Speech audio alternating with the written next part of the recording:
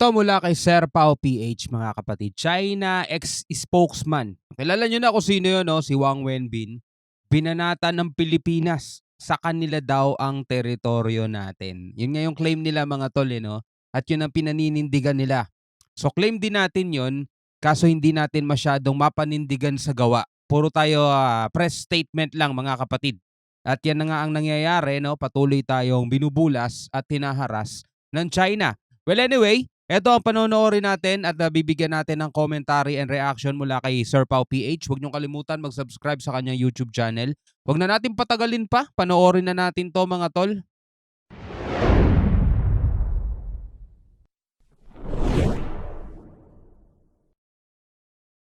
Magandang araw ng Sabado sa inyong lahat mga kaalyado at welcome sa isa na namang content tungkol sa West Philippine Sea. So nag-adapt ang House of Representatives ng isang resolusyon para kondinahin ang mga iligal at agresibong aksyon ng China sa West Philippine Sea. At ito nga ang House Resolution number 1494. Ang House Resolution 1494 mga kaalyado, ang pinagsama-sama o consolidation ng 6 na magkakaibang resolusyon na na-file ng mga miyembro ng Kongreso. At ang adaptation ng pinagsama-samang resolusyon na ito sa Kongreso ay mula sa paninindigan o assertion ni House Speaker Martin Romualdez na siyang nagbigay papuri sa mga resolusyon na inihain ng kanyang mga member of the House nitong Miyerkules lamang na kumukundina sa mga iligal na aksyon ng China sa West Philippine Sea at humihimok sa ating pamahalaan na manindigan at depensahan ang soberenya natin sa ating exclusive economic zone. Ayon kay House Speaker Martin Romualdez, the House is committed to do everything in its power to protect our rights in the West Philippine Sea.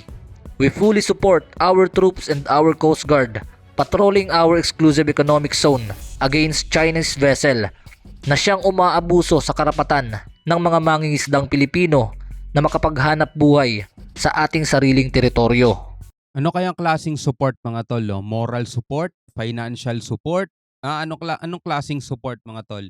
So dito hinihimok daw ng House of Representatives ang ating gobyerno na depensahan at protektahan ang ating soberanya. So madaling salita mga tol, kasi hindi nila nakikita ang pagprotekta ng gobyerno. Actually mga tol, yun din ang hindi natin nakikita kasi, 'di ba? Alam natin sa salita, alam natin na naninindigan tayo. Naririnig natin 'yan mga tol eh.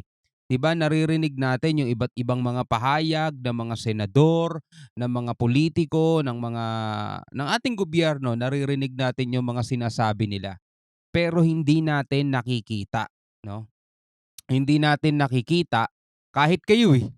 'Di ba? Sa paulit-ulit nating pagbibigay ng reaction, commentary, paulit-ulit nating nasasaksihan. For example na lang yung nangyari nitong Sabado at Linggo na winaterkanon tayo ng China. 'Di ba? Nasaan doon yung pinoprotektahan natin ng ating soberanya? Nasaan doon yung dinedepensahan natin ng ating exclusive economic zone? Ang nakikita lang natin mga tol ay isang bansang pinapalayas ng isa pang bansang may parehong claim, 'di ba? 'Yun ang nakikita natin mga tol. Kaso yung bansang yon na nagke-claim din dito sa teritoryong to, dito sa katubigan na to, may puwersa para gawin nila yung kanilang dapat gawin batay sa kanila. Kahit na labag na yan sa international law, labag na sa batas, mga tol, ginagawa pa rin nila yung para sa kanila nararapat na gawin. Pero dito sa ating bansa, ano ba yung nararapat na gawin? Oh? Wag nang pumalag, wag nang gumante, hayaan mo na lang sila. Magreklamo na lang tayo sa international community, i-expose na lang natin sila. Ganun na lang mga tol, no? Ganun na lang ang nangyayari palagian. So tuloy natin. Dagdag pa ni House Speaker Martin Romualdez na ibibigay ng Kongreso ang suporta na kinakailangan ng Philippine Coast Guard at Philippine Navy. At dako na tayo sa nilalaman ng resolusyon. Ayon sa nilalaman ng resolusyon na ito, patuloy pa rin ang intrusion o walang permiso at walang pakundangang pagpasok ng mga Chinese vessel, kabilang ang Chinese Coast Guard, Chinese Maritime Militia at PLA Navy sa West Philippine Sea sa kabila ng desisyon ng Permanent Court of Arbitration noong 2016 kung saan pinasyahan nito na ang China ay walang legal at historical claims sa kanilang 9-line territorial claim. At sa kabila nga raw ng naging pagpapasya ng Permanent Court of Arbitration ay patuloy pa rin at mas lumala pa ang panghaharas ng China sa mga sasakyang pandagat ng Pilipinas sa mga teritoryo pa mismo ng ating bansa. Doon pa lang pinapamukha na nila sa atin. Biruin mo sabi rito nung lumabas yung hatol ng Permanent Court of Arbitration noong 2016 ay mas lalong lumala yung panghaharas o yung agresibong aksyon ng China rito. So doon pa lang, kung makikita mo, hindi na kanila kailangan pang sabihin ng harapan doon pa lang makikita mo na sinasabi nila na mas makapangyarihan sila. O hindi nila kinikilala yon, wala silang pakialam doon. At mas lalo pa nga sila nag-agresibo Kumbaga hinahamon nila yung arbitral ruling na yon, hinahamon nila anong magagawa ng hatol nyo sa claim namin. Sige nga, pakita nyo nga sa amin kung anong magagawa ng hatol nyo. O eto, mas lalo kaming magiging agresibo. 2016 pa yon mga tol 17, 18, 19, 20, 21, 22, 23. Magto-24 na 'Di ba? 7 years mga tol. May natanggap ba silang kaparusahan sa patuloy na illegal na aksyon na ginagawa nila? Wala naman, 'di ba? So eto pa rin, patuloy pa rin silang naghahasik diyan. Kasi nga may batas pero walang nagpapatupad ng batas at may batas pero walang pangil para kagatin sila. So anong takot nila diyan, 'di ba? Para ka naglagay ng beware of the dog pero wala namang aso di papasok pa rin yung mga masasamang loob, 'di ba? Ganoon 'yan Kabilang ang panghaharas sa mga mangingisda sa Philippine Navy at Philippine Coast Guard, pati na rin ang ilegal na pagtatayo ng mga istruktura sa West Philippine Sea na sumisira sa kapayapaan at katatagan ng rehiyon. Ipinapahayag din sa resolusyon na ito na kinakailangan ng ating bansa na ipagpatuloy ang paninindigan at pakikipaglaban para sa ating karapatan sa West Philippine Sea at ipatupad ang pinaghirapan nating tagumpay sa Permanent Court of Arbitration sa The Hague, Netherlands mula sa pagpapalakas ng ating Philippine Coast Guard. Sabi ng China, illegal daw yun. Yung yung arbitral ruling, illegal daw yun at kailanman hindi nila tatanggapin yun. So ano magagawa natin doon? Dahil ayon sa Kongreso, Philippine Coast Guard ang nasa unang linya ng pagpoprotekta sa ating maritime territory. Yes. At siyang madalas na nakakaranas ng mga pang-aabuso mula sa mapag-abusong Chinese Coast Guard. At dagdag pa sa nilalaman ng resolusyong ito na kinakailangang palakasin ng gobyerno ng ating bansa ang abilidad sa pagpapatrolya at pagpoprotekta sa ating maritime zones. Tama. Sa pamamagitan ng pagbubuo ng mga self-reliant defense posture program at pagpapataas sa kapabilidad ng Philippine Coast Guard. At para ma-achieve ang ganitong credible defense posture at capable na Philippine Coast Guard, ang ating pamahalaan ay kinakailangan na i-boost ang pondo na allocated para sa kasundaluhan at Civilian Maritime Patrol Forces. At ang layunin na ito ay nagmanifest during the deliberation para sa proposed 2024 national budget, kung saan ay naglaan ng malaking pondo ang pamahalaan para sa Philippine Coast Guard dahil nga sa ito ang nakakasagupa ng madalas sa panghaharas ng China at palagi nga itong nangyayari sa tuwing may resupply mission ang PCG sa BRP Sierra Madre sa Ayungin Shoal. At para naman sa karugtong ng impormasyong ito, alam nyo ba mga kaalyado na nakarating agad sa Chinese Foreign Ministry ang balitang ito? Ayon sa Inquirer.net, China rejects Philippine House resolution condemning action in West Philippine Sea. Yan yung napanood natin balita nung isang araw na nireject nila, no? At wala daw basehan at hindi daw marapat yung mga pinagsasasabi ng Pilipinas, mga tol. So, nakikita natin yung Kongreso ngayon mga tol. Nakikita natin ganyan sila ngayon. Tingnan natin sa susunod na pamahalaan. Depende yan kasi mga tol kung sino ang Speaker of the House at kung sino ang presidente natin, mga tol. Kasi nung nakaraang administrasyon, mga tol, wala naman tayo narinig ng mga ganyang balita di ba? Wala naman tayo narinig ng mga ganyang klaseng resolution Kasi nga hindi natin napapanood at parang nabablock no? Nabablock yung reklamo ng mga Coast Guard. Alam ano ngayon lang ginagawa ng China yan? Matagal nang ginagawa ng China yan, hindi lang talaga natin nababalitaan. Kung pwede lang sana no?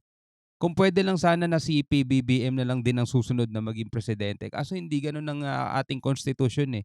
6 na taon lang 'yan, after nun, siyempre panibagong pamamahala na naman 'yan, panibagong way of pamamahala na naman 'yun, mga tol.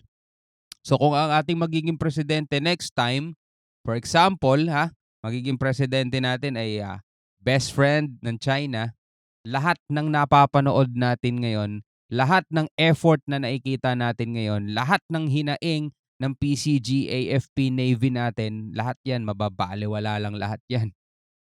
Mababalewala lang lahat 'yan, mga tol, at hindi na natin ulit mapapanood yung mga ganitong balita. Hindi na natin malalaman kung ano pang nangyari ulit dito sa West Philippine Sea, mga tol, 'no? Kung gano'n ulit ang mangyayari, mga kapatid, 'no? So eto, kitang-kita niyo naman, hindi tinanggap ng, China yung, House Resolution ng Pilipinas. Expect ba nating tatanggapin nila 'yan? Yung arbitral ruling nga hindi nila tinanggap, eh, 'di ba? Yung UNCLOS nga hindi nila kinikilala, eh. Yung international law nga di nila kinikilala, eh. Yung pa kayang, House Resolution, mga tol, 'di ba? Ano ba tingin nila sa atin, 'di ba? Ang tingin nila sa atin mababa lang, mahina mahina lang ang tingin nila sa atin. Expect ba natin na 'pag tinanggap ng China 'yun, sasabihin nila, "Nirerespeto namin 'yan, sige aalis na kami." Hindi gano'n 'yun. Hindi gano'n 'yun, mga tol, 'no? Nakakatawa lang isipin, tayo ay nagbibigay ng ganiyang klaseng effort, pero sa palagay ko talaga ang kailangan nating effort diyan is, gawan talaga ng paraan ng gobyerno para lumakas pa ng lumakas. Habang si PBBM pa ang presidente, gawan nila ng paraan lumakas na lumakas yung ating PCG, tutal alam naman nilang 'yan ang frontline. So, dapat palakasin talaga nila 'yon, to the point na magagawa na ng PCG na magpalayas ng mga militia vessels. Hindi lang sa China, hindi lang partikular sa China, lahat ng papasok na illegal, 'di ba, dito sa ating teritoryo, dito sa ating exclusive economic zone rather, magagawa nilang paalisin. Hindi yung tipong sila ang pinapalayas, 'di ba? So, tuloy natin. Ayon sa nilalaman ng referensyang ito mula sa Inquirer.net, Manila, Philippines, the Chinese Foreign Ministry has rebuffed the resolution of the Philippine House of Representatives to condemn China's illegal action in the West Philippine Sea. So, nirebuff daw, mga kaalyado. When we say nirebuff, ibig sabihin nireject na naman ng China ang resolusyon na pinaghirapan ng House of Representatives. Baka China yan. China lang gahaman, di ba, mga kaalyado? Ayon kay Chinese Foreign Ministry spokesperson Wang Wenbin kahapon, mga kaalyado, mariin daw na tinututulan o itinatanggi ng China ang resolusyong ito ng Kongreso. Walang basihan daw ang pagpupuna ng Pilipinas at binibigyan daw ng maling paratang ang gahaman niyang bansa. Kaya nire-reject nila ang resolusyong ito. At ang rason, first, China has indisputable sovereignty over Nanhai daw, consisting of Dongxiakundao, Xishiakundao, Songshiakundao at Nanshiakundao at mga katubigan na sakop nito. Ano daw? Ang ibig sabihin ng Nanhai daw, mga kaalyado, ay mga isla sa South China Sea. Ang Dongxiakundao ay ang Pratas Island, Xishiakundao naman ang Paracel Island at Nanshiakundao isang Spratly Island chain. So kayo na ang bahalang mag-research ng iba pang ibig sabihin ng mga pangalan ng isla na yan para sa China, mga kaalyado. At muling iginiit ni Wang Wenbin ang claim ng kanyang komunistang bansa na ang South China Sea Arbitration Award daw na iginawad sa Pilipinas ay illegal, walang basihan at null and void. At hindi raw nila kailanman kinikilala at kikilalanin ito. Napakasimpleng pagpapaliwanag, mga tol, na dapat madali lang din naiintindihan ng gobyerno natin. 'Di ba? Parang hindi kasi rin nage-gets ng ating gobyerno yung stand ng China, mga tol, 'di ba? Pilit tayo ng pilit na unawain nila, kaso nga hindi nga nila kinikilala yan in the first place. So wala na talagang ibang paraan diyan, mga tol, kundi magpakita rin tayo ng puwersa kung meron, 'di ba? Wala nga daw, 'di ba? Wala nga daw, eh. So anong dapat nating gawin, 'di ba? Di palakasin ng palakasin yung puwersa natin at, gawin na natin yung nararapat nating gawin. Hindi naman act of war, 'di ba, yung pagbobomba ng water cannon, sabi nila. O di bombahin din natin sila ng water cannon, 'di ba? Pakitaan din natin sila ng pangil, pakitaan din natin sila ng puwersa. Ang problema nga kasi, kulang tayo sa gamit. So dapat doon na tayo naka-focus, eh. 'Di ba? Doon na tayo naka-focus talaga, eh. Yung ating gobyerno doon na mismo naka-focus. Doon sa pagpapalakas ng ano natin, ng ating, sandatahan, ng ating frontline kumbaga. Kasi wala na talagang pag-asa 'yan mga tol, na kilalanin pa, hindi na madadaan 'yan sa usapan. Nagsasayang na lang din tayo ng panahon do'n sa mga diplomatic protest. Ngayon nag-submit na naman daw ng diplomatic protest ang Pilipinas, 'di ba? Ay naku. Dagdag pa nito na dinedisregard daw ng Permanent Court of Arbitration ang batas at grave violation daw ang arbitration award ng PCA sa United Nations Convention on the Law of the Sea at General International Law. At ang advice mga kaalyado ni Buwang Winbin sa Pilipinas, kailangan daw na itigil na ng ating bansa ang paghahype sa maritime disputes at pagpasok sa soberenya ng kanilang bansa. Sa halip daw ay makipagnegosasyon ang Pilipinas at kumonsulta sa China para sa kapayapaan sa rehiyon. Abay, napakatindi talaga mga kaalyado nitong mga alagad ni Xi Jinping. Wala na Tayo talaga. pa pala ang kinakailangan na makipagnegosasyon at kumonsulta para sa ginagawa nilang panghaharas sa sarili nating teritoryo sa West Philippine Sea. Ayon kasi sa pahayag ni Boang Wenbin mga kaalyado, we once again urge the Philippines to stop hyping up maritime disputes between China and Philippines, stop its infringement of China's sovereignty and provocation at sea, return to the right track of resolving maritime disputes through negotiations and consultation as soon as possible, and work with China to safeguard peace and stability in the South China Sea. Yung negotiation pinagsasasabi nila, sabihin nila, umalis na kayo lahat dyan. Yun ang negosasyon mga tol, na gusto nilang mangyari. Papayag ba tayo doon? Tapos na yan, eh. Wala. Gets na natin yan, eh. Malinaw na talagang hindi nila isusuko yan, eh. 'Di ba? Eh malinaw din naman sa atin na sabi ng gobyerno natin, hindi natin isusuko. Eh anong ginagawa natin? 'Di ba? Para tayong cat and mouse diyan. Sabi nga ng mga general, eh, cat and mouse.